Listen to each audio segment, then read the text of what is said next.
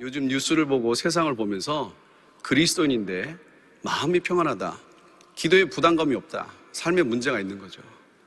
요즘처럼 어렵고 또 도전받고 또 힘든 시기는 없는 것 같습니다. 특별히 그 사회나 이런 여러 가지 너무 급변하고 있잖아요. 앞일을 알지 못합니다. 근데 문제는 이제 우리 아이들이 그 시대를 살기 때문에 우리가 이제 준비를 해야 되는데, 문제는 준비할 수 있는 시간이 얼마 안 남은 것 같아요.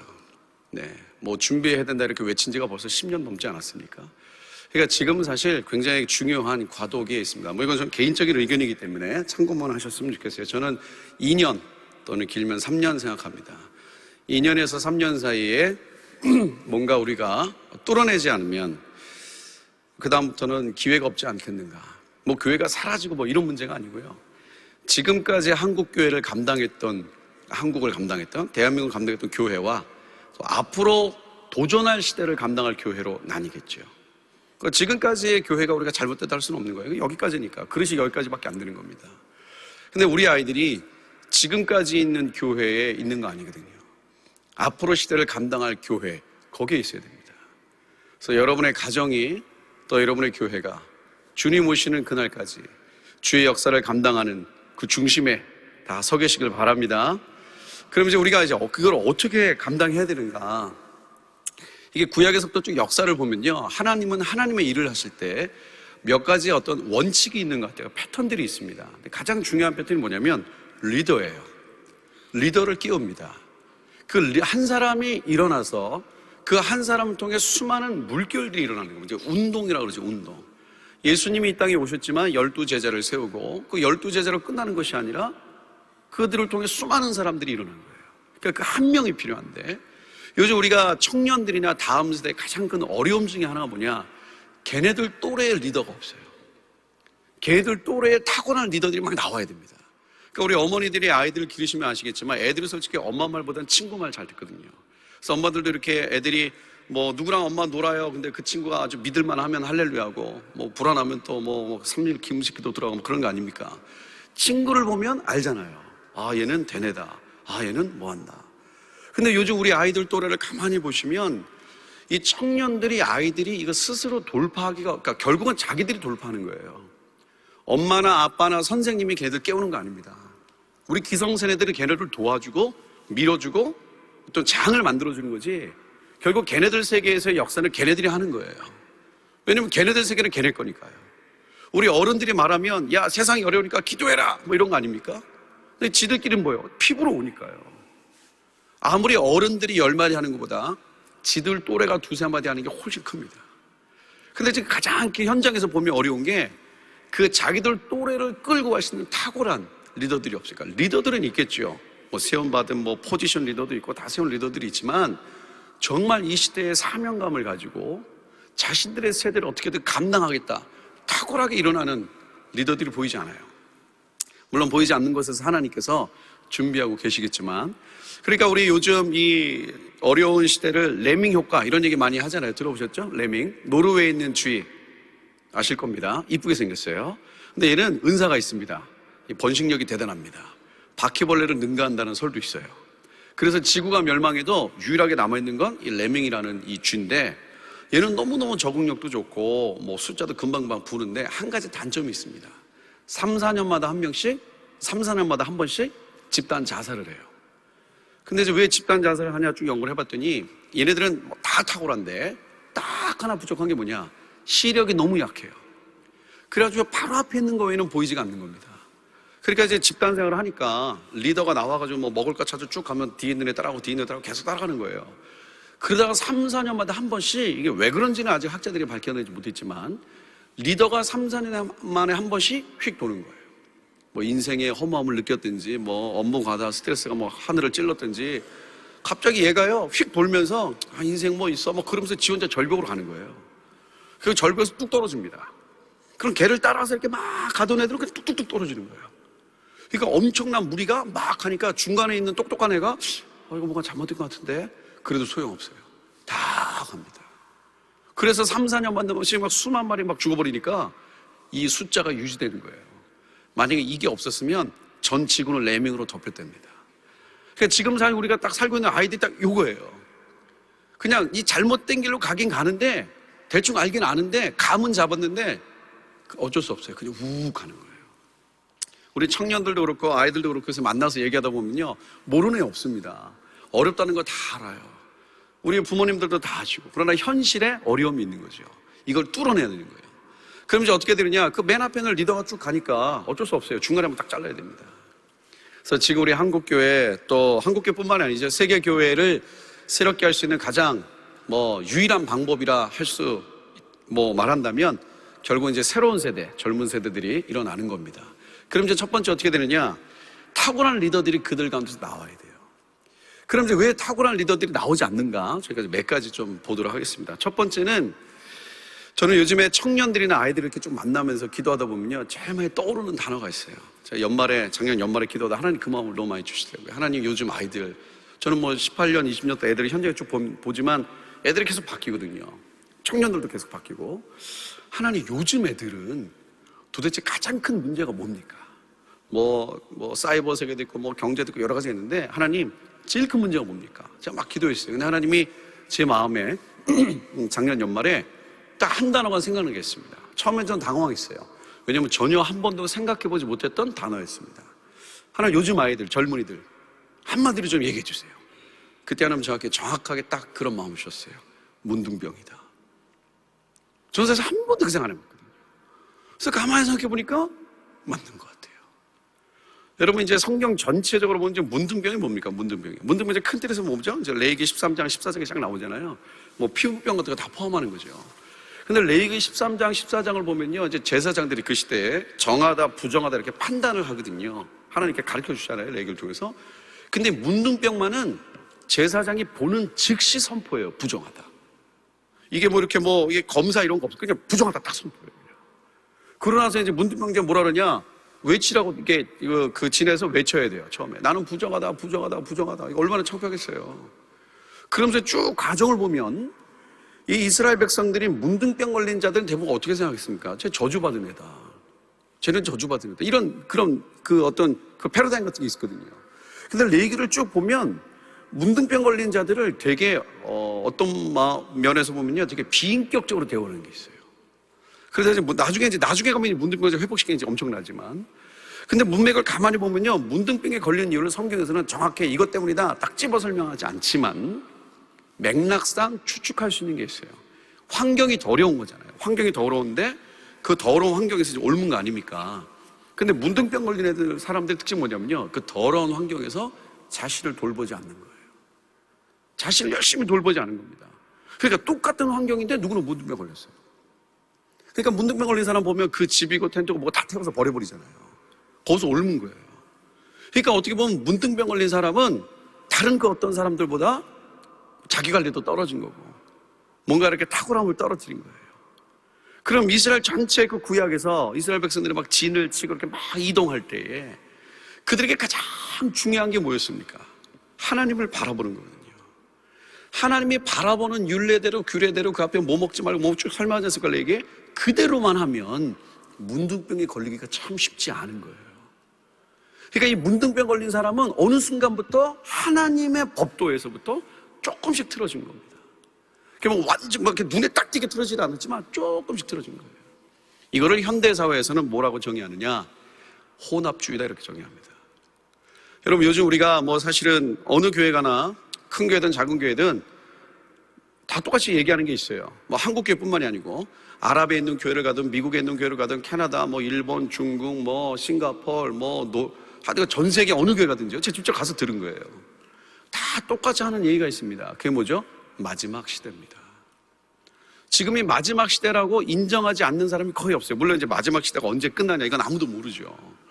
근데 지금 이 마지막 시대라고 말하는 건 다 동의합니다. 그럼 사람들이 마지막 시대 생각하면요, 이제 두려움이 있는 분도 있고, 오늘 이 아침에 여기까지 오신 분들이 마지막 시대로 막 두근대고 너무 기쁘죠. 끝날 날이 얼마 안 남아서. 그러실 거예요. 얼마 안 남아서 막 기대되잖아요. 세상 끝난다. 왜요? 집에 가니까. 집에 가는 게 제일 좋은 거 아닙니까? 우린 나그네입니다. 언젠가 집에 갑니다. 아멘. 이 마지막 시대인데 이 마지막 시대에 대한 이미지는 다 다를 수 있어요. 교단마다 또 신학적 관점마다 이미지는 좀 다를 수 있습니다.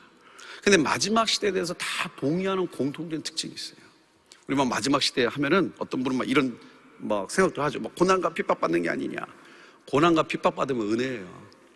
고난과 핍박받으면 우리 신앙이 얼마나 단단해지고 얼마나 정금같이 순전해지는지 모릅니다. 여러분 인생 사시면서 다 느끼시잖아요. 저는 그런 거 요즘 정말 많이 느껴요.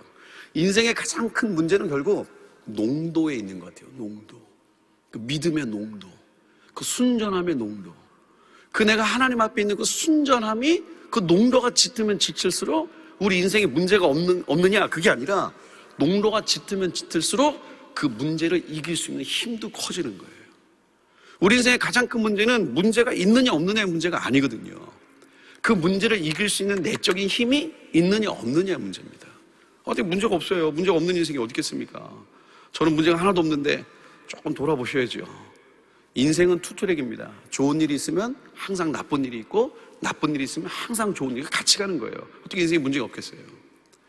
그래서 이 인생의 이제 농도인데 순전함인데 이 마지막 시대 그러니까 우리가 고난받고 핍박받으면 오히려 또 할렐루야죠.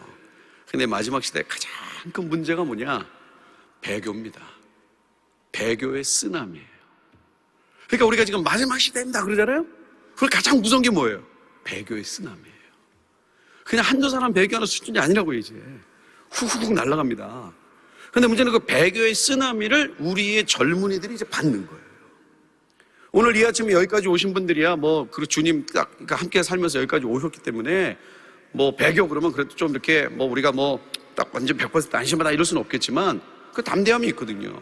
근데 과연 지금 이 상태에서 우리의 젊은이들과 아이들 사이에 그 배교의 쓰나미가 밀려가면 얼마나 많은 아이들이 견뎌낼 수 있느냐 이거예요. 그래서 제가 작년 연말부터 좀 고민을 했습니다. 아니 어떻게 배교가 가능할까? 여러분들 목에 칼이 들어와도 다 주님 배신하지 않으실 거죠? 네, 아멘은 그렇게 많이 없으신 것 같은데 우리 일반적으로 생각할 때 아니 어떻게 주님을 배신하냐? 예수님 그러셨잖아요. 선택된 자들도 미혹해 된다. 그러니까 그게 우리 날라리처럼 대충 교회 다니던 사람이 배교 때리고 이게 아니고 이런 사람, 저 사람이? 이런 사람. 예수님도 인격적으로 만난 것 같고, 성령 충만한 것 같고, 때로는 정말 주님을 위해서 막 인생을 드린 것 같은 사람들인데, 배교라는 거예요. 이게 마지막 시대의 가장 큰 도전입니다. 그래서 제가 너무너무 고민됐어요. 아니, 이게 어떻게 가능할까? 이게 어떻게 가능할까? 그래서 쭉 성경을 보고 역사를 찾아봤더니, 배교는 하루아침에 오지 않더라고요. 배교 바로 직전에 있는 게 있어요. 그게 혼합주의입니다. 혼합주의가 팽배한 상태에서부터 배교가 터지는 거예요. 그냥 쭉 순전한 믿음으로 쭉 가다가 갑자기 배교 터지는 게 아니고요. 혼합주의가 만들어낸 열매가 배교입니다. 그럼 지금 혼합주의가 뭐냐? 대표적인 게 요한계시록 2장에 있는 두아디라 교회입니다. 이 두아디라 교회는 읽어보시면 잘 아실 거예요. 두아디라 교회는 그 요한계시록 2장에 보면 정말 대단한 교회입니다. 예수님께서 두아디라 교회를 뭐라고 평가하셨습니까? 내 사업과 인내와 사랑과 믿음과 섬김이 처음보다 나중이 더 많다. 그러니까 사업과 사랑과 인내와 믿음과 섬김이 처음보다 나중이 더 많은 교회. 이거 진짜 탁월한 교회입니다.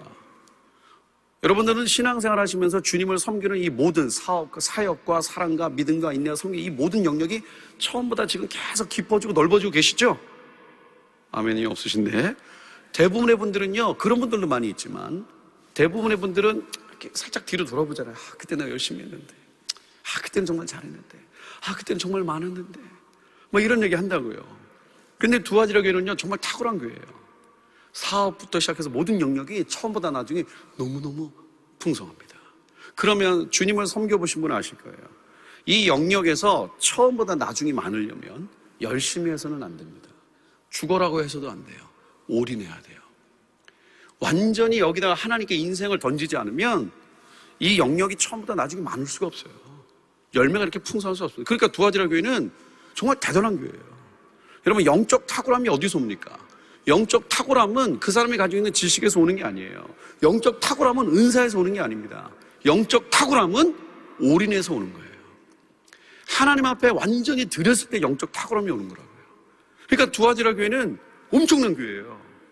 근데 두아디라 교회에 예수님이 딱 한마디 하시잖아요. 잘 알듯이. 너희가 자칭 선지자라 하는 여자 이세벨을 용납했다. 행음했다. 그래서 내가 너에게 회개할 기회를 주었으나 너희는 회개하지 않았다. 그래서 두 아들에게 뭐 에베소에 서문하기 이렇게 예수님이 좀 평가하신 다음에 나중에 뭐 첫사랑 회복하라고 난리를 치잖아요. 두 아들아 교회는 너무나 끔찍한 얘기 하시죠. 행음했던 두 아들아 교회가 돌아오지 않으니까, 여러분 요한계시록 2장 기억나시죠? 예수님 뭐라고 하셨어요? 내가 너의 자녀를 죽이리니 그랬어요. 두 아들아 교회는 엄청난 탁월한 교회인데 딱 하나 실수했어요. 행음했어요. 행음이 뭐죠? 혼합된 거예요. 그랬더니 하나님 어떻게 하시냐? 요한계시록 중에 너의 자녀를 죽이리니. 저는 처음에 이 말씀 보고요, 뭐 보신 분들 다 그렇게 마음이 있었을 거예요. 처음에 저는 너무나 마음이 힘들었어요. 아니 하나님이 부모님이 잘못했는데 왜 애를 죽입니까? 이거 좀 너무하신 거 아니에요? 그럼 하나님 애 죽여가지고 부모님 돌아오게 하시는 거예요? 그럼 죽은 애들은 뭐가 됩니까? 그래서 사실 그런 마음이 있었어요. 근데 쭉 돌아가는 세상과 또 성경 전체적인 맥락과 지난날의 역사를 보니까 특징이 있습니다. 두아디라 교회처럼 사업과 사랑과 인내와 믿음과 이런 모든 것에서 탁월했던 교회가 그러니까 혼합주의를 빠져드는 순간 그들의 자녀들은 하나님을 떠났다, 교회를 떠났다 이러지 않았어요. 거의 100% 하나님을 대적합니다. 그냥 하나님을 대적해요. 요즘 우리나라 사회에 인터넷 들어가서 소위 말하는 개독교니 뭐 기독교 막 공격하는 세력들, 기독교 막 공격하는 그 댓글 부대들 대부분 젊은이들이에요. 그 젊은이들의 부모님이 누굽니까? 할아버지 할머니가 누구셨어요? 벽돌 지고 예배당 지었습니다. 누가 하나 알아주지 않아도 밤새 소나무 뿌리 붙잡고 나라와 민족을 위해서 기도하던 세대예요. 우리 나라와 민족을 위해서 기도하는 여성 기도 모임. 여러분 마리앙전이 이게 하루아침에 된 게 아니잖아요. 그런 교회였다고요. 한국 교회가. 근데 그들의 자녀들이 지금 어떻게 하고 있어요? 하나님을 대적합니다. 제가 현장에서 요즘 아이들 이렇게 만나다 보면요, 최근 한 3, 4년 전까지만 해도 대부분 이제 아이들을 만나면 뭐 무슨 중독되네, 뭐 하나님 못 만나네, 뭐 이런 애들이랑 상담을 하다 보면, 근데 요새 그냥 상담을 하다 보면요, 그런 애들 진짜 많이 만나요. 하나님 너무 싫어해요. 진짜 하나님을 너무 싫어해요, 애들이. 겉으로는 뭐 엄마가 저 억지로 끌고 가서 교회 가기 싫어요 이런데요, 점점 얘기하다 보면요 진짜 자기 속마음을 얘기하잖아요. 하나님이 싫은 거예요. 너는 그럼 왜 하나님이 싫어? 그냥 싫대요. 그러니까 얘네들 세대 동성결혼 합법하니 뭐 이런 거 왜 얘네들 이렇게 먹히겠어요? 하나님 싫은 거예요 지금. 그럼 얘네들이 왜 하나님 싫어하겠어요? 세상 문화가 그렇게 만듭니까? 동성애가 막 그게 달했어요? 아니면 문화 자체가 너무 음란해졌어요? 그런 것 때문에 그렇게 된 게 아니라는 거예요. 성경은 혼합주의가 그 세대를 그렇게 만들었다는 거예요. 그러니까 지금 마지막 시대 우리가 배교의 쓰나미 앞에 딱 맞닥뜨려 있는데, 근데 사실 우리 가운데 가장 큰 문제는 뭐냐? 혼합주의의 뿌리에 있다는 거예요. 저는 옛날에 기도할 때 하나님 애들이 없어요. 주일학교 가면 점점 애들이 없어요. 제가 18년 동안 막 교회를 다니면 주일학교가 사라진 게 눈에 보이잖아요. 지금 우리 한국교회가 80%까지 보지 않습니까? 한국교회 80%가 주일학교가 없다고요. 아예. 그러면 하나님 애들이 없어요. 그럼 뭐 인구도 줄고 뭐 여러 가지 얘기 하신다고요. 저는 기도할 때 하나님 저한테 그런 마음을 주셨습니다. 저는 여기에 동의해요. 하나님 애들이 없어요. 근데 하나님 저한테 그런 마음 주셨어요. 애들이 없는 게 아니다. 애들을 잃어버린 거다. 가만히 보면요, 애들을 잃어버린 거예요. 인구가 줄어서요? 세상이 바뀌어서요? 아닙니다. 애들을 잃어버린 거예요. 그러니까 한국교회는 두아디라 교회 같아요. 얼마나 탁월한 교회입니까? 이렇게 조그만 나라에서 이렇게 거대한 교회가 나올 수 있습니까? 정말 할렐루야, 할렐루야. 제가 오늘 여기 교회, 여기 뭐 양재 성전 여러 번 왔지만 올 때마다 늘 느끼는 게 있어요. 참 헷갈려요, 길이. 오늘도 주차장에서 여기까지 오는데 13분 정도 걸렸습니다. 분명히 저기가 맞는 것 같은데 가면 아닌 것 같고 여기가 맞는 것 같은데. 전 세계 어디 가도요 이런 훌륭한 교회가 그렇게 많지 않아요. 의외로. 한국 교회가 받은 은혜는 기독교 2000년 역사상 잘 모르겠지만 저는 탑3 안에 든다고 봅니다. 이렇게 가난했던 민족이, 이렇게 힘없던 민족이 얼마나 탁월하게 일어났어요. 사랑과 사업과 믿음과 인내와 섬김에서 우리 한국교회는 처음보다 나중이 정말 많았습니다. 그런데 그렇게 한국교회가 빨간 십자가, 우리 비행기 타면 다 빨간 십자가 아닙니까? 그렇게 주님을 섬기며 왔는데 지금 너무너무 어려운 이 시절에 가만히 뒤로 딱 돌아보니까 애들을 잃어버린 거예요. 바로 이 시점에 아이들이 직면한 이 세상은 너무나 빠르게 바뀝니다. 우리 크게 이제 세 가지 큰 도전이 있다고 저는 생각해요. 첫 번째는 가상세계. 이건 뭐 말할 필요도 없죠. 여러분이 가상세계가요, 좀만 깊이 들어가면 애들이 무슨 이렇게 가상세계 가서 뭐 게임하고 이 수준이 아닙니다, 지금. 혹시 VR이라는 거 들어보셨죠? 집에 애들이 막 사달라고 난리치는 애들도 있죠? VR. 이게 딱 써가지고 이게 막 가상세계 보는 거. 제가 얘기하니까 몇몇 많은 분들이 뭐 어쩌라고 이렇게 쳐다보시는데 요즘 뭐 웬만한 건 다 있어요. 알파문고에서 팝니다. 제가 작년에 일본 도쿄에 갔을 때요.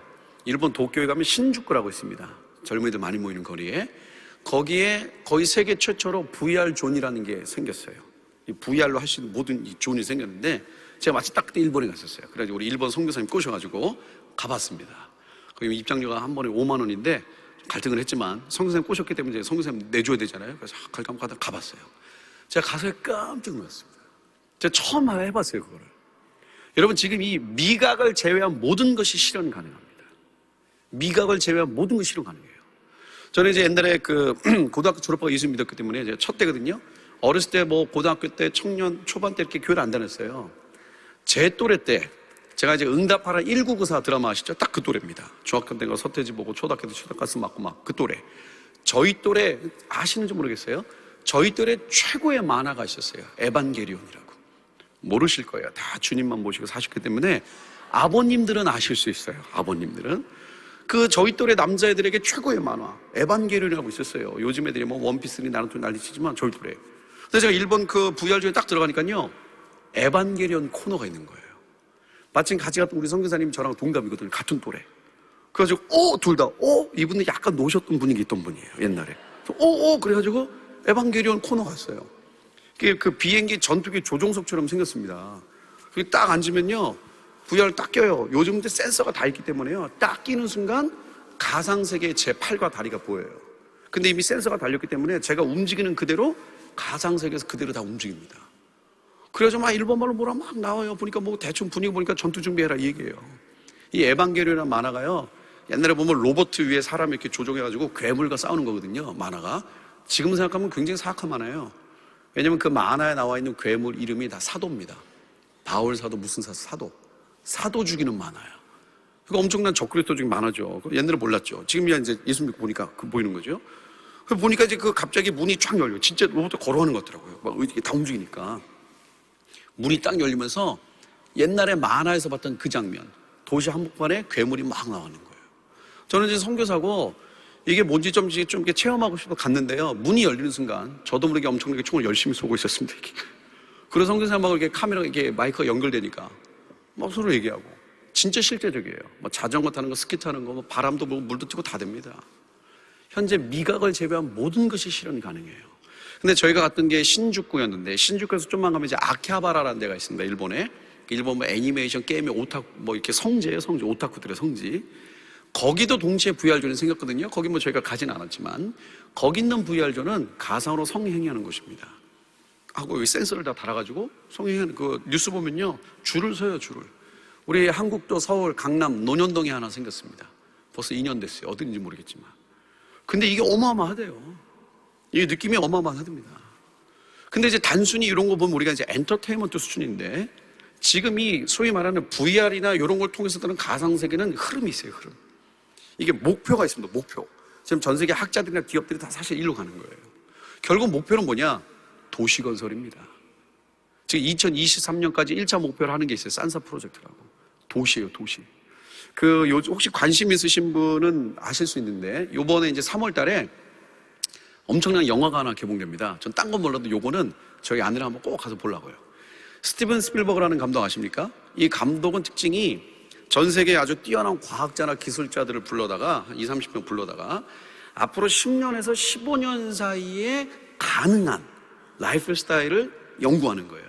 그걸 토대로 영화를 만듭니다. 그래서 그걸 기반으로 이 스티븐 스필버그가 이번에 영화를 만들어요. 물론 이제 개봉돼봐야 알겠지만 지금 뭐 어마어마한 이 반응들이 있어요. 아바타 이후로 최고의 영화다. 이게 딱 VR 영화거든요.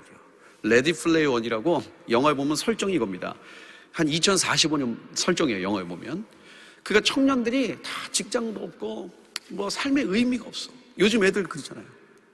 직장도 없고 삶의 의미가 없어요. 요즘 우리 젊은이들의 그 키워드를 딱 한 단어로 정리하면 뭡니까? 무기력이잖아요. 삶의 의미가 없어요. 그 영화 보면 다 애들이 그런 거예요. 그러니까 자기가 내가 왜 살아야 되는지, 내가 누군지에 대한 아이덴티티도 다 무너진 상태인데 유일하게 자기가 삶의 의미를 느낀 데가 어디냐? 오아시스라는 가상 공간이에요. 영화 보면.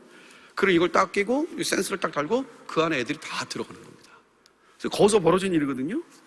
영화가 아니에요. 이거는 현실이라고요. 단순히 애들이 해가지고 거기서 게임하는 이 수준이 아닙니다. 지금 하나의 도시 건설이에요. 그러니까 여기 우리 이 교회가 있지만 이걸 딱 끼면 또 다른 교회로 들어갈 수도 있는 거죠. 설정만 해버리면. 근데 이게 공간의 이 도전이 엄청나게 거세다고요. 그럼 애들이 그걸 다 들어가요? 왜 들어가겠어요? 거기가 좋은 거예요. 재밌으니까. 그러니까 이런 변화들이 오고, 두 번째는 요즘 아이들이 미래에 대해서 너무나 불확실하지 않습니까? 뭐 안 되니까, 뭐 공부해도 안 되고 안 되는데 불확실하다고요. 요즘 가만히 컨셉 보시면 요즘 제가 이게 들고 있는 게 아이패드라는 겁니다. 아시죠? 혹시 요즘에 이거 아이패드 광고 보셨어요? 광고? 나온 지 좀 됐지만, 이 광고 보시면 초등학교 한 5학년, 6학년 정도 또래 정도 되는 애가 아침에 일어나가지고 아이패드로 뭐 보고 이렇게 해요. 그리고 뭐 학교 가가지고 이렇게 뭐 이걸로 수업도 하고, 요즘은 세종시 같은 데 가면 웬만한 중학교 가면 다 이걸로 바꿨잖아요. 칠판도 보고 다 이걸로 합니다. 분당 있는 데도 학교도 그렇고. 그러니까 걔가 이걸로 다 수업도 하고 있고도 하고, 학교 끝나고 집에 오다가 이걸로 이제 뭐 모두 사 먹고 이걸 결제도 할 수 있으니까, 걔 오다가 이렇게 나무에 올라가서 그림도 그리고 펜도 다 있으니까요. 그러니까 이걸로 걔가 이렇게 쭉 하는 라이프, 이제 쭉 하루 생활에 나오다가 광고에 보면 마지막에 얘가 자기네 집 잔디밭에서, 미국이니까 친구랑 채팅하고 있었나 뭐 하고 있었어요. 근데 옆집 아줌마가 이제 그 앞에 마당에 빨래 널러가 나오다가 얘한테 물어본 거예요. 얘야, 컴퓨터로 뭐하니? 이렇게 물어봤어요. 그랬더니 5학년 6학년 또래 된 애가 막 컴퓨터 하면서 그 아줌마한테 한마디가 광고 끝났습니다. 컴퓨터가 뭐예요? 그러고 끝났어요. 무슨 말인지 아시겠죠? 요즘 초등학생들은요, 컴퓨터 이런 개념이 없어요. 이제 지금 아마 유치원 또래들, 아마 8살, 7살 미만 또래들은요, 컴퓨터란 단어가 이제 거의 사라질 거라고요. 요즘 나오는 최신 컴퓨터 보셨습니까? 요만합니다. 스피커만 달렸어요. 나머지 모든 건 다 위에 있다고요. 얘랑 대화하면 돼요. 아마 집에 애들이 막 얘기해가지고 갖다 놓으신 분도 있을 거예요. KT에서 만든 진이라든지 SK 누구 이런 거 막 하죠 요새. 지금이야 뭐 영화 검색, 무슨 음악 검색, 뭐 불 꺼, 뭐 불 켜, 뭐 요 수준이지. 이게 나중에 한 3, 4년 안에 급속도로 간다고요 지금. 그러니까 우리 맨날 듣는 얘기가 4차 산업革命 이런 얘기 하잖아요. 그러니까 이제는 컴퓨터라는 것 자체가 사라지는 거예요. 우리 삶에 다 녹아가지고 음성인식으로 하는 겁니다. 그리고 내가 말하기 전에 이미 얘가 해주고. 근데 여기서 이제 제일 큰 문제는 뭐냐면요, 얘네들 소위 말하는 우리가 맨날 듣는 인공지능 같은 거잖아요. 인공지능. 얘네들이 내가 뭐 하는지를 계속 분석하고 있기 때문에 점점 어떤 컨셉으로 가느냐, 내가 살아왔던 모든 걸 분석해서 그 데이터 기반의 제안을 하는 거예요. 네가 이렇게 살아왔지, 이런 선택을 했지, 그러니까 너 이렇게 해. 작년에 저희 딸이, 막내가 이제 학교에서 여름 방학 때 집에 와가지고요, 아빠 이거 보세요. 그러고 뭘 주더라고요. A4 용지 6장 정도 되는 겁니다. 거기에 보니까 학교에서 무슨 검사했대요. 무슨 D 검사니 무슨 검사니 뭐 그 검사가 쭉 설명했는데, 뭔지 뭐 제가 어떻게 알겠어요? 쭉 검사했는데 마지막 결론이 뭐냐, 그러니까 너희 딸은 이런 직업을 가져야 돼. 이런 거 많이 받아보셨을 거예요. 그러니까 저희 딸이 바로 물어보더라고요. 아빠 나 이 직업 가져야 돼? 그래서 제가 저희 딸이 보는 앞에서 찢어서 버렸어요. 아니 그랬어요. 왜? 참고는 할 수 있으나 너 이거 갖는 거 아니야. 그럼 난 뭐 해? 하나님이 너에게 말씀하시는 거 해야지. 근데 저희 딸이 그게 뭔데? 그걸 아빠한테 물어봐. 네가 기도 한번 쳐줘야지. 그럼 이건 뭐야? 이거는 크게 신경 쓸 필요 없어. 여러분, 점점 아이들이 이제 어떻게 되냐면요, 이 인공지능 애들이 걔가 했던 모든 걸 분석해서 자꾸 제안합니다. 이런 컨셉 가요 지금. 뭐 이렇게 해봐, 저렇게 해봐. 너 이게 좋지 않겠어? 요즘 우리 가만히 보세요. 사역도 그런 분들이 있어요. 투자 대비 효율이 좋아야 된다. 우리가 예를 들어서 어떤 분이 그래요. 아니 단기 선교 그게 무슨 의미가 있냐? 그 단기 선교 가는 그 비행기값, 그 비용 그거 합치면 그게 얼만데? 그래서 그만큼 보이는 열매가 있냐? 사역은 보이는 열매만을 가지고 하는 게 아닙니다. 그건 경영학이에요. 그건 경영학이라고요. 예수님 당시에 가장 효율성 떨어지는 게 예수님 인생 아니었습니까? 그렇게 3년 난리치고 결국 십자가에서 돌아가셨잖아요. 우리는요, 효율성, 우리가 투자한 만큼 열매가 많냐가 중요한 것이 아니라 이게 진짜 하나님의 뜻이 맞느냐, 그리고 정말 우리가 이것을 하나님 앞에 순전한 태도로 섬기고 있느냐, 이게 중요한 거지. 한 만큼 안 나왔다, 이거 잘못하면요 인본주의 틀에서 이 줄다리기 하는 거예요. 그러니까 지금 세상이 다 그러다 눈에 보이는 결과를 요구한다고요. 그러니까 우리 애들이 이제 어렸을 때부터 인공지능이 데이터 막 때려가지고 딱 제시한다고요. 그럼 애들이 점점점 알게 모르게 익숙해지는 거예요. 예수님 이런 말씀하셨죠. 인자가 올 때 믿음을 보겠느냐. 이런 라이프 스타일로 자라는 애들은요, 믿음으로 살기가 너무 어려워요. 왜냐하면 믿음은 안 보입니다.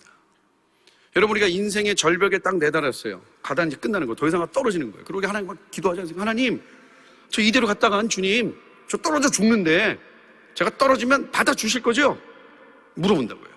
그럼 하나님께서 받아준다 라고 얘기 거의 안 하십니다. 받아주실 거죠? 그럼 주님 뭐라 하십니까? 사랑한다. 그러니까 받아주신다는 거죠? 너와 함께 하리라. 그러니까 받아주신다고 이해하면 될까요? 담대하라. 뛰어도 돼요? 너는 내 아들이라. 뭔가 정확하게 A냐 B냐 이런 거 없으세요, 주님. 제가 몇 개월 전에 좀 인생에 좀 중요한 시기가 있었어요. 그래서 새벽에 일어나서 기도하는데, 뭐 우리 막 기도하잖아요. 일단 막 기도하는 거 아닙니까? 하나님 A예요, B예요, 뭐 고예요, 스탑이에요. 그러니까 막 기도했어요. 한 40분, 50분 이렇게 된다. 새벽에 제가 아주 중요한 문제가 있었거든요. 그래서 막 기도해서 하나님 도대체 어떻게 해야 되냐고 막 기도하는데, 그 새벽에 하나님이 응답을 주시더라고요. 마음에 딱 응답을 주셨어요. 샬롬. 갑자기 제가 막 실컷 이게 어떻게 하는 거 하는데 갑자기 하나님 마음에 샬롬. 순간 다시 잘게요. 그럼 다시 잤어요. 그래서 그러니까 상황은 변한 거 하나도 없어요. 문제가 해결된 거 하나도 없어요. 근데 믿음은 생긴 거예요. 그 샬롬이라는 말 한마디에 뭐예요? 모든 게 들어가잖아요. 하나님은 우리로 하여금 상황을 믿게 안 하십니다. 하나님을 믿게 하시는 거예요. 그러니까 요즘 아이들이 믿음을 살기가 이제 너무 어려운 거예요. 왜냐면 안 되거든요. 좀 믿음으로 갔는데 왜 아무 일이 일어나지 않아요? 아무 일이 일어나지 않으면 안 되나요? 꼭 무슨 일이 일어나야 돼요? 내가 믿음으로 한 발 내디뎠기 때문에 역사가 일어나야 됩니까? 내가 했으니까 일어나야 돼요? 아니거든요. 내가 온 힘을 들어서 투자해서 뛰었는데 아무 일도 일어나지 않았다. 문제되는 거 아닙니다. 그건 하나님이 결정하시는 거예요. 그런데 열매가 없는데요. 혹시 압니까? 내 뒤에 열매가 생길지. 그건 아무도 모르는 거예요. 근데 이 라이프 스타일로 자라는 아이들은요, 믿음으로 살기가 너무 어렵습니다. 그러니까 지금은 사실 우리가 이렇게 오늘 이 아침에도 이렇게 부모님 많이 오셔서 기도하시지만 날마다 모여서 기도해도 모자랄 판이에요. 지금 전쟁을 선포해야 됩니다. 나팔을 불어야 돼요. 평안하다 평안하다 하는 한국교 시대 끝났습니다. 이제 전쟁을 선포하고 전신갑주를 취하고 칼을 뽑고 전쟁터로 가야 됩니다. 어디로 튈까? 이게 좋은 거냐 나쁜 거냐는 걸 떠나가지고요, 하고 있는 거예요. 지금 하는데 갑자기 뭔가 바바박 터지는 거예요. 세 번째 가장 큰 도전 중에 하나 뭐냐, 여러분, 지금 우리가 원하든 원치 않든 우리는 어떤 큰 물결의 흐름을 받잖아요. 그렇죠? 물결의 영향력을 받는다고요. 근데 우리 대한민국에 있는 이 아시아, 특별히 동아시아의 가장 큰 문제가 뭡니까? 독수리와 용의 팔씨름이에요. 아시죠? 독수리와 용. 과거 이 동아시아, 이 남아시아, 이 모든 아시아는 독수리가 대빵이었죠. 그렇죠? 독수리가, 미국이 가장 큰 힘을 가졌다고요. 근데 옛날에 가만히 있었던, 옛날에 가면 이무기 같았던 게 이제 용이 됐잖아요. 중국이. 그래서 용이 확 올라와서 이제 미국과 팔씨름하기 시작한 거예요, 지금. 부딪히잖아요, 지금. 부딪히는 거. 근데 이 두 개를 가만히 보면 심플합니다. 미국이 중국이 원하는 건 다른 거 없어요. 딱 하나예요, 딱 하나. 미국은 중국이 원하는 거 딱 이것만 하면 미국은 절대 중국 건드리지 않아요. 뭐냐? 중국이 중국에만 있으면 돼요. 진출하지 않으면 됩니다. 그냥 중국은 중국에만 딱 있으면 돼요. 야, 니네 땅도 넓고 인구도 많고 그래, 거기서 잘 살아. 미국이 원하는 거예요. 나중에 인터넷 찾아보세요. 미국이 군사 배치한 거 가만히 보세요. 미군들 배치한 거 어디다 배치했습니까? 중국 중심으로 삥 둘렀다고요. 삥 둘렀어요. 몽골부터, 내몽골부터 쭉 삥 둘렀다고. 이렇게 삥 둘렀어요. 몽골부터. 그러니까 미국이 원하는 건 중국이 절대 그냥 거기만 있는 거예요. 근데 또 중국은, 중국의 꿈이 뭐냐? 시진핑 주席선포했잖아요. 차이나 드림. 차이나 드림을 이루겠다. 중국은 이제 뭐냐? 원래 중국의 역사 자체가, DNA 자체가요, 나가는 거예요. 중국은 중국이잖아요. 여기는 이제 너무너무 나가고 싶어요. 근데 과거는 나가려고 해도 힘이 없었는데 지금은 힘을 가진 거예요. 그러니까 지금 중국이 하고 있는 외교나 이런 거 가만히 보면 중국 계속 확장 정책입니다. 자꾸 나가는 거예요. 그러니까 우리 뭐 남중국계 이런 거 막 뉴스 보시죠. 그거 왜 그래요? 중국이 자꾸 나가는 거예요, 지금. 미국은, 아니, 근데 좀 가만히 있으라고. 그럼 중국, 왜 가만히 있냐고 내가. 자꾸 나가는 거예요. 이 충돌이 있어요, 충돌이. 근데 이 충돌에 이 눈에 보이는 가장 큰 그 핵심 전략이 뭐냐, 중국이. 다 들어보셨죠? 1대1로라고. 이따위로 1대1로 그럽니다. 원벨트 원로드라는 거예요. 옛날에 원나라 명나라 때 중국에서 유럽까지 갔던 뭐죠? 실크로드. 이거를 복원하는 프로젝트를 한다고요, 지금. 그러니까 중국 그걸 위해서 뭐예요? 육상길, 고속철도 연결하고 해상길 연결합니다. 이 중국 분들은요, 중국의 이 역사 철학 중에 뭐가 있냐면요, 경제, 장사를 하기 전에 먼저 길을 열어라. 이게 있어요. 그러니까 중국은 이제 유라시아 전체를 이제 확장시켜서 먹는 전략 아닙니까? 그 전에 길을 까는 거예요. 그러니까 자꾸 해안길 깔고, 자꾸 도로길, 철도길 깔고, 고속철도 깔고, 그러니까 자꾸 미국하고 부딪히는 겁니다. 그럼 이게 뭐냐? 역사를 보면 이건 엄청난 사건이에요. 예수님이 오시기 전에 로마가 도로를 깔았습니다. 그래서 사도 바울이 급진적으로 복음을 전했어요. 윌리엄 캐리가 등장하기 전에 유럽은 대항해 시대였습니다. 배들이 쫙 나왔어요. 그래서 영국교회, 유럽교회가 선교 대부흥의 시대를 맞이했어요. 배가 있었기 때문에. 2차 세계대전으로 유럽이 무너지고 2차 세계 영국에 있었던 패권이 미국으로 넘어옵니다. 그게 1944년이에요. 그리고 45년도에 세계 최초로 민간 항공연합이 생깁니다. LA에서 필리핀까지 비행기가 떠요. 민간 비행기가 뜨는 거예요. 그리고 여러분 잘 알듯이 우리나라 독립하고 이스라엘 나라 세우고 엄청난 사건이죠. 그때가 40년도가 엄청난 거예요. 그러면서 50년도 그날을 잊지 말자. 6.25 터지면서 세계는 빨간색, 파란색 냉전 시대로 들어갑니다. 그러다 89년도에 독일이 통일되고 91년도에 소련이 해체되면서 새로운 세계를 맞이하죠. 그래서 중앙아시아가 독립합니다. 무슨 스탄 시리즈 나라들 나오잖아요. 무슨 우즈베키스탄, 무슨 스탄. 그 독립한 스탄 시리즈 나라를 향해 미국 교회가 깃발리고 소위 말하는 템퍼리 윈도우 14, 10장 선교 운동이란 걸 전 세계적으로 폭발시켜요. 비행기 타고 다녔습니다. 그러니까 역사를 보면 그러니까 글로벌한 선교 부흥이 터지기 바로 직전에는 길들이 열려요. 지금 마지막 시대인데 어마어마한 도전이 있죠. 근데 우리가 복음을 1차적으로 전해야 되는 소위 말하는 프론티어, 미전도 종족이 대부분 중국의 서쪽에 있습니다. 저 예루살렘까지. 중동, 아랍과 페르시아. 다 그런 데 있잖아요. 거기에 갑자기 중국은 뭘 해요? 길을 깔아요. 철도를 연결합니다. 그러니까 중국 지도부가 영성이 있어요. 딱 마지막 시대인 거 보고 우리가 길 깔아야 돼. 그래서 길 까시는 거죠. 본인들은 죽으라 깐다고 생각하지만 다 뭐예요? 하나님의 큰 경륜 안에서 움직이는 겁니다. 그러니까 이거 딱 보면 우리가 뭘 할 수 있어요? 조만간 동아시아에서 저 땅끝으로 가는 거대한 선교의 파도가 일어나겠구나. 지금 딱 우리 시점이 거기에요, 지금. 그래서 우리가 더 옷을 찢어야 된다는 거예요. 뭐죠? 그러니까 이게 쫙 돌아가면 우리나라 남북 이 철도가 북한 뚫어가지고 연결될까요? 안 될까요? 됩니다. 빠르면 이번 정권 때 가능하지 않겠어요? 분위기가? 이거 좋고 나쁘를 떠나가지고 길이 열린다고요. 길이 열리는 단순히 길이 열린다 이런 의미가 아니고 역사의 패턴을 보면 하나님이 선교 부흥의 시대로 끌어가시는구나. 그럼 이제 한국교회가 어떻게 해야 돼요? 이때 때가 딱 왔으니까 여기 땅끝, 동아시아, 아시아의 땅끝에서부터 저 땅끝까지 하나님의 백성들 군대를 보내야죠. 파라도를 일으켜야 되는 거예요. 딱 지금 이 시점이거든요. 근데 이때 우리 애들을 잃어버렸다 이거예요. 그리고 청년들을 잃어버렸다 이겁니다. 그러니까 이거는요, 저 큰 틀에서 보면요, 진짜 너무 엄청난 사건인 거예요, 지금. 그럼 이거 우리가 어떻게 해결하니까 시간이 없어요. 빨리 해결해야 되는 거예요. 어떻게 해결해야 되느냐? 타고난 리더들을 일으켜야 되는 거예요. 그럼 타고난 리더들 어떻게 일으켜야 되느냐? 문둥병 걸렸기 때문에 문둥병 걸린 자들을 하나님이 어떻게 하시는지를 따라가면 돼요. 레위기 13장에 보니까 제가 그냥 읽어드릴게요. 레위기 13장 46절에 문둥병 걸린 자들에게 딱 첫 번째 하는 평가가 있습니다. 뭐죠? 진영 밖으로 가라 이거예요.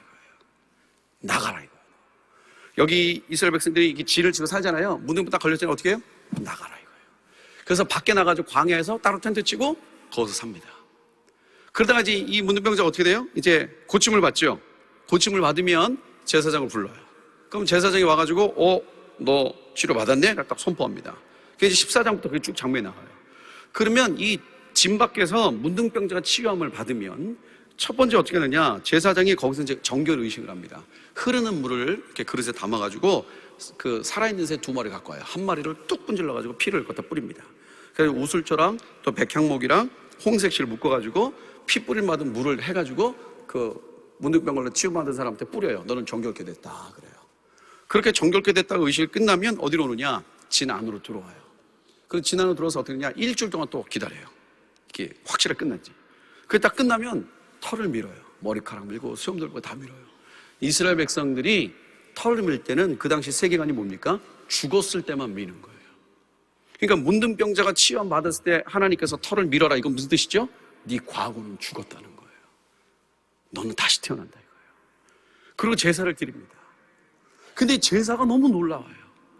제물을 바치고 피가 있잖아요. 피. 그럼 문둥병자를 정결케 하는 제사가 뭐냐? 귓볼 들어보셨죠? 귓볼, 손, 발끝에다 피를 찍는다고요. 근데 레위기 전체 제사를 보면 제물의 피를 제물 드리는 사람에게 바르는 거는 딱 한 번밖에 없어요. 언제입니까? 제사장을 임명할 때예요. 제사장을 임명할 때만 피를 바릅니다. 그 다음에 유일한 게 뭐냐? 문둥병자가 회복됐을 때 바르는 거예요. 그리고 속건제를 드립니다. 속건제가 뭐죠? 남의 물건을 훔쳐갔을 때 배상하는 배상제물이에요. 근데 왜 문둥병자가 속건제를 드립니까?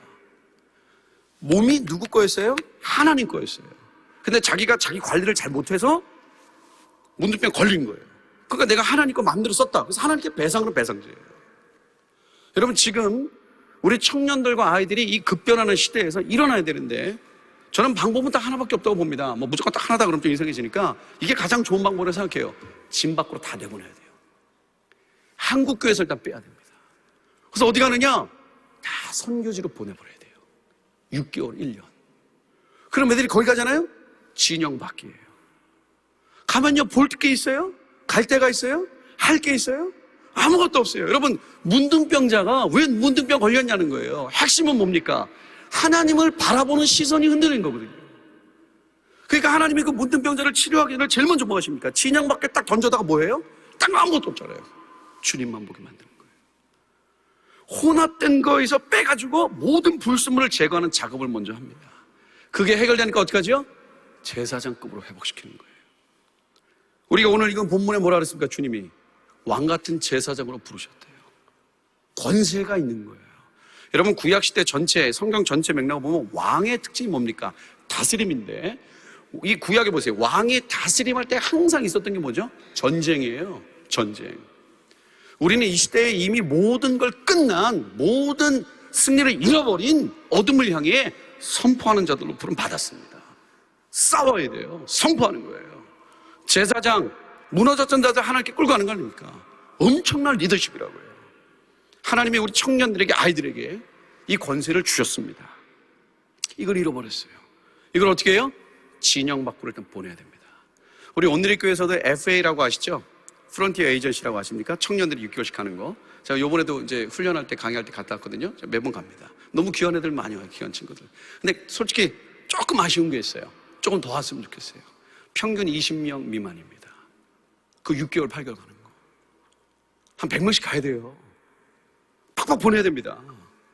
그래야 애들이 살아요. 제가 얼마 전에 갔던 모임 중에 가장 도전받았던 모임이 있어요. 우리 군인들. 이게 군 입대를 앞둔 형제들끼리 모이는 모임이 있어요, 요새 막. 그래서 제가 한번 갔거든요. 너무 좋더라고요. 저는 생각을 못 했는데요. 군대가 진짜 엄청나더라고요. 그래서 이제 군대 가는 형제들이 이왕 군대 가는 거 우리 그냥 가지 말고 정말 믿음으로 가자 그래가지고 동반 입대 요새 하잖아요. 제 친구들끼리 해가지고 막 가요. 믿음으로 준비하면서. 근데 제가 가만히 군대에 있는 형제들 보니까 정말 탁월한 조직이더라고요. 제가 세 가지를 찾았어요. 첫 번째는 청년들 그룹을 보면요. 크게 보면 캠퍼스가 있고 직장이 있고 이 군대가 있어요. 군대 그룹이. 근데 군대만 해가지고는 탁월한 장점이 뭐냐면요. 첫 번째, 여기 너무 심플해요. 군대는 딱 들어가면요. 생각 자체가 너무 심플해요. 볼 게 있어요. 소망이 있어요. 기댈 게 있어요. 뭐가 있어요. 마음이 너무 가난해지는 거예요. 근데 캠퍼스나 직장에서 현장에서 생각하는 우리 얘기 들어보면 애들이 너무 복잡해요. 공부도 해야 되고 뭐도 해야 되고 뭐 할 게 너무 많아. 군대는 너무 심플해요. 두 번째, 군대는요. 우리나라 대한민국은 모든 군인들이 똑같은 시간에 일어나서 똑같은 시간에 자요. 라이프 스타일이 똑같아요. 근데 캠퍼스나 직장은요. 만나기도 너무 힘들게 애들이 다 하는 게 다르니까. 그래서 군대에 있는 형제들이 동일한 시간대에 동일한 기도 제목 가지고 기도하잖아요. 이건 엄청난 폭탄이에요. 우리 대한민국에 있는 우리 형제들, 믿음의 형제들이 동일한 시간에, 예를 들어 밤 10시다, 11시다, 딱 그 동일한 시간에 똑같은 기도 제목. 뭐 예를 들면 하나님이 급변하는 시대 앞에 우리 한국교회가 다시 한번 청년들을 저 땅끝까지 보내는 이 부흥이 일어나게 해주십시오. 이 기도 제목. 예를 들어 이거 하나 가지고 똑같은 시간에 기도한다고 생각해보세요. 이것만 엄청난 거 없어요. 이런 조직이 있습니까, 지금 전 세계에? 이렇게 많은 사람들이 똑같은 시간에 똑같은 마음 가지고 기도할 수 있는 규모가 있어요? 엄청난 군대예요. 그래서 우리 그 형제들이 요새 그거 딱 비전 받아가지고요. 2020년까지. 저도 기도하다가 그런 마음씨로 나눴더니 이럴 때 비전 받았더라고요. 2020년까지 최전방의 전선을 구축한다. 그래서 지금 애들이 동반 입대로 다 최전방 가고 있어요. 그래서 막 지도에 어마어마하더라고요. 막 들어간 군대 다 표시해가지고 2020년까지 최전방에 있는 모든 군대에 자기는 간다는 거예요. 그 전선이 다 구축되죠. 거기서 기도하는 거예요. 옛날에 우리 장로님이 기도하셨잖아요. 조국이여 안심하라. 왜죠? 기도하니까. 근데 우리의 형제들이 거기서 기도하는 거예요. 엄청난 파워더라고요. 니네 이거 해라. 그래서 세 번째 가만히 보니까 이 군대에만 있는 탁월한 특징이 있어요. 자매가 없어요. 얼마나 좋은지 모릅니다. 왜냐면 현장에서 청년들 만나다 보면요, 어쩔 수 없어요. 형제들이 걸려서 넘어지는 문제의 90%는 다 이성 문제입니다. 형제들은 자매 때문에, 자매들이 형제 때문에 그렇지, 뭐 삶에 뭐 직장 취직이 안 되고 뭐 이런 거는요, 어느 정도 극복이 다 돼요. 10%, 15%. 근데 결국 문제는 뭐냐? 이성 문제예요. 왜냐면 요즘 우리 젊은이들 사회 이성 문제는 이성 문제를 끝나지 않거든요. 대부분 다 음란으로 빠집니다. 근데 군대 너무 좋아요. 자매가 없어요. 그래서 형제들하고 결의했어요. 제대할 때까지 자매 보기를 돌같이 하자. 물론 끝까지 아멘 안 하는 인간들도 있었습니다. 그러나 거의 뭐 억지로 아멘 안 하면 뭐 충이 먹고 죽으리라 이런 분위기로 몰고 가서 얼마나 깔끔해요. 딱 끊고 너무너무 좋지 않습니까? 청년들이 빼서요 짐 밖으로 나가야 됩니다. 우리 온누리교회 FA 이거 터져줘야 돼요. 11명, 12명 너무 안타까운 거예요. 100명씩 나가야 됩니다. 500명씩 나가야 돼요. 그리고 온누리교회 정도 돼서 막 700명씩 나가야죠. 그것이 아멘이 없었어요. 알았습니다. 보내야 됩니다. 지금 방법은요, 우리가 이 안에서 뭔가를 탁월한 리더십을 만든다 쉽지 않아요. 하나님 외에는 아무것도 없는, 혼합주의가 있을 수가 없는, 혼합주의가 존재하기 너무 어려운 환경에 일단 던져놔야 돼요. 문득병 권리자가 짐 밖에 나가서 한 게 뭡니까? 계속 하나님 본 거 아니에요? 하나님 무너진 인생. 결국 하나님 떠나서 그렇지. 하나님과의 관계가 회복되는 순간 성경이 나오지 않았지만 문득병이 치유됐을 거라고요. 저는 그렇게 믿습니다. 문득병 걸린 오늘날의 우리 젊은이들과 아이들 보내야 됩니다. 그래서 우리 부모님들이, 어머니들이 기도하셔야 돼요. 하나님 내 아이를 보내주소서. 짐 밖으로 보내주소서. 20대, 30대가 되기 전에요 6개월 또는 1년씩 보내세요. 뭐 오늘끼리 워낙 잘 돼 있으니까 보내시면 되는 거 아니에요. 이렇게 해가지고 보내세요. 아, 우리 아들이 싫다는데 어떻게 해요? 승부수를 던지셔야 돼요. 전쟁하셔야 됩니다. 하나님 우리 애 생각을 바꿔주셔서 나가게 해주십시오. 근데 당장 지금 취직해야 되는데 갔다 와서 취직하면 돼요. 근데 갔다 와서도 취직이 안 되면 한 번 더 가면 돼요. 근데 2번 갔는데 취직이 안 되면 그건 주님의 뜻이에요. 이제 정규직 하라 이거예요. 장기 선교사 하라 이 얘기입니다. 그럼 하는 거예요, 깔끔하게. 그렇게 가야 돼요. 20대 때요. 그리고 20대 때 제가 18년 동안 본 겁니다. 1년이든 6개월든 거기 갔다 온 애들은요 벌써 달라요. 뭐가 다릅니까? 인생에 여유가 있어요. 믿음이 있기 때문에. 그리고 정결합니다. 뭔가 이렇게 갔다 와서도 왔다 갔다 하는 친구들이 있지만 확실히 달라요. 농도가 달라요, 농도가. 왜냐하면 좋든 싫든 어찌됐든 거기 뭐예요? 6개월, 1년 동안 계속 주님만 보는 거예요.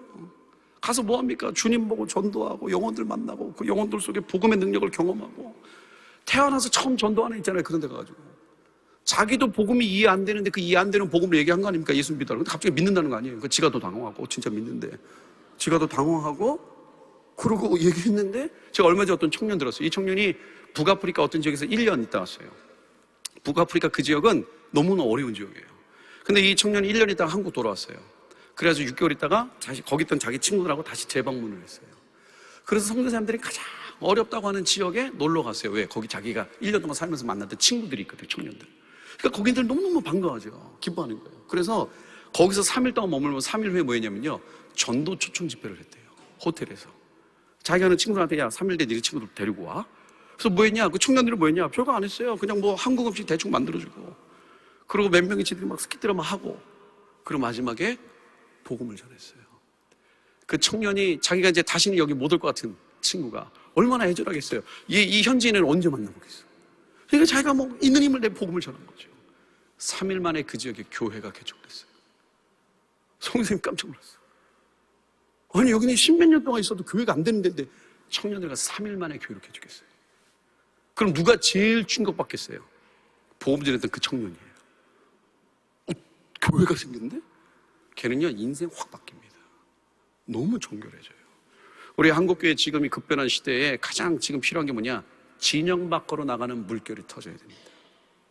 그냥 평범하게 똑같이 뭐 직장 다니고 뭐 대학 가고 가지 말라는 게 아니라요, 거기서 6개월이든 1년이든 가면 돼요.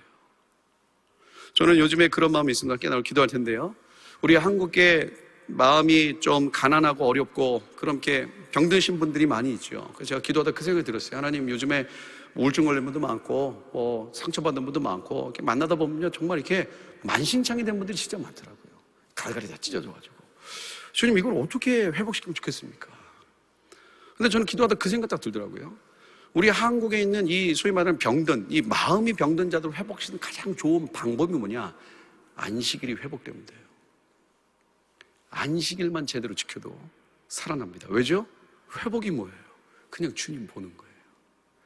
그냥 하나님 바라보고 하나님 한 분만으로 채워지는 거, 거기서 자유가 있고, 거기서 회복이 있고, 거기서 역사가 있는 겁니다. 하나님으로만 체험받을 때, 우리 레위기 19장에서 첫 번째 선포하잖아요. 나는 거룩하니 너희도 거룩해라. 그 다음 뭐라 그랬어요? 안식일을 지키라. 안식일, 하나님 우리에게 안식을 주신 이유가 뭐예요? 딴 거 다 끊고 주님만 봐라. 요것만 제대로 돼도 80~90%의 우리의 회복이 있습니다. 우리 아이들, 이 성경에서도 안식년 말하고 휘년도 말하는데, 아이들이 평생에 가장 중요한 시기, 청년의 때, 젊음의 때에 1년 딱 빼서 진영 밖으로 보내야 돼요. 그럼 삽니다. 그런 애들이 돌아와서 변화시키는 거예요. 물결을 일으키는 겁니다.